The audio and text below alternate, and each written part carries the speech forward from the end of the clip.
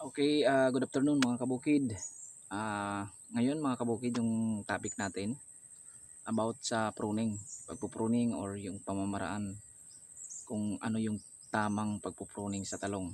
Yan po, yung simple lang mga kabukid.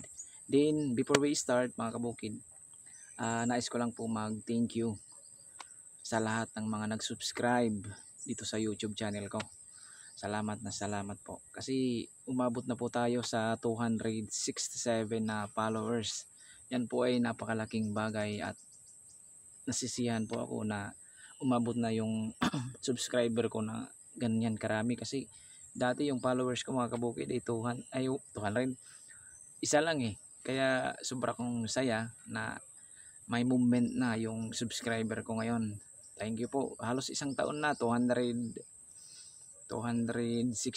67 na yung ano ko, nakuha ko na followers. Pero okay lang yan mga kabukid, dadami rin yan, basta keep watching lang po sa mga videos ko, tutorial, at saka yung pag-inspire ko, yung kasi hindi ko lagi napupukusan yung tutorial kasi medyo busy dito sa bukid. Yan lang po mga kabukid. Bali mag-start na tayo mag-pruning. Thank you.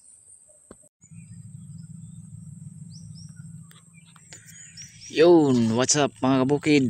For today's video, ito po yung activity natin ngayon. Yan. Bali lahat natin yan. So marami-rami pa to hanggang doon. Yan po yung activity natin. Tips ko lang yung paraan ng tamang pag pruning sa talong. Paraan. Yan po. So bago ka magsimula, i-consider mo muna yung ano niya, yung laki ng mga sanga, din yung sa taas yung sanga rin, yung forking.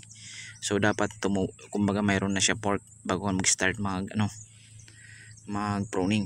Yan po yung mga palatandaan na pwede na siya i-pruning. Then yung mga yung mga side shoot, for example like that, mga matured na, yan po yung pwede na siya matanggal or ma-pruning. So ngayon start natin para makita nyo ng maigi kung ano yung paraan ko sa pruning. So simple lang mga kabukid, kahit hindi ka na gumamit ng mga mga tools. So kahit kamayin mo lang, yan, tulad nito. Yan. Ang bilis lang yan. Yan. Din yung bunga. Yan. Ito, tanggalin mo muna ito mga kabukid kasi sabi ko nga kanina, yung purpose natin sa pagpupruning para muna mag-focus muna yung tanim sa growth development niya, din sa flowering. Yan po muna yung natin. Huwag muna yung bunga kasi hindi pa siya dapat mamumunga sa stage na to. Kaya kailangan natin tanggalin yung first fruit. Yan po yung sistema na ginagamit namin dito. Tanggal yung first fruit, then tanggal yung mga side shoot. Yan po yung tamang pamamaraan sa pag-pruning. So dito pa, sample pa natin to kasi hindi tayo makapag-video ng malapitan kasi wala tayong taga-video, walang videographer. So ngayon, muna bago ako mag-video sa pagtrabaho, so i-tutorial ko muna. Yan. Mabilis lang. Then yung may mga tamang dahon, tanggalin mo na. Sama mo na yan. Yan. So tanggal mo na yan. Yun, bulaklak. Yan. So talagang malinis na siya. So ngayon, yung mangyayari dyan mga kabukid, yung nutrient na makukuha niya sa lupa, at saka yung mga pataba na ibinibigay natin sa kanya, talagang kumbaga focus na makukuha niya sa growth development at saka sa pamumunga. Yan lang muna. Yan po yung kinaganda sa pruning. Kasi pag puro ka lang abono, wala rin yung sa mag-manage sa halaman, hindi magiging productive or hindi tataas yung yield ng tanim natin. Yan po. So ngayon, okay na siya.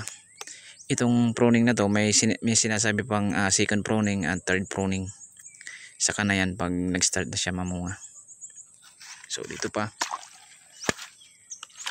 Talagang ito yung pinakamagandang trabaho kasi medyo madali lang. Yan. Ito, tanggal, tanggal, tanggal, tanggal, tanggal, tanggal. Okay. Yan po, tanggal. Tanggal. Okay, napakaganda. Yan, tsaka yung bunga, tanggal ulit. Yan po yung tatandaan natin mga kabukid lagi na huwag kalimutan tanggalin yung unang bunga kasi nakakaapekto yan sa pamumunga ng talong pag hinayaan mo siyang lumaki. Yan po, yung first fruit tanggal talaga. Thank you for watching. Follow and share naman mga kabukid para mas ganahan tayo sa pagbibideo.